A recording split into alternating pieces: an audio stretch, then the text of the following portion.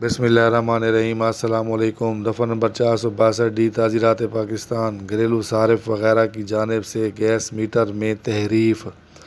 دفعہ number 462 D تعزیرات Pakistan کوئی بھی شخص یا فرد کسی بھی gas meter, regulator, meter index یا گیس کنکشن یا کسی بھی دوسرے متعلقہ نظام اور آلہ میں خواہ گیس چوری کے ارتکاب کے لیے یا بلا اجازت تقسیم یا فراہمی کی غرض سے تحریف کرتا ہے یا تحریف کرنے پر اکساتا ہے تو گھریلو صارف کی صورت میں 6 ماہ کی مدت تک قید کی سزا یا 1,00,000 روپے تک جرمانہ یا دونوں سزاؤں کا مستوجب ہوگا۔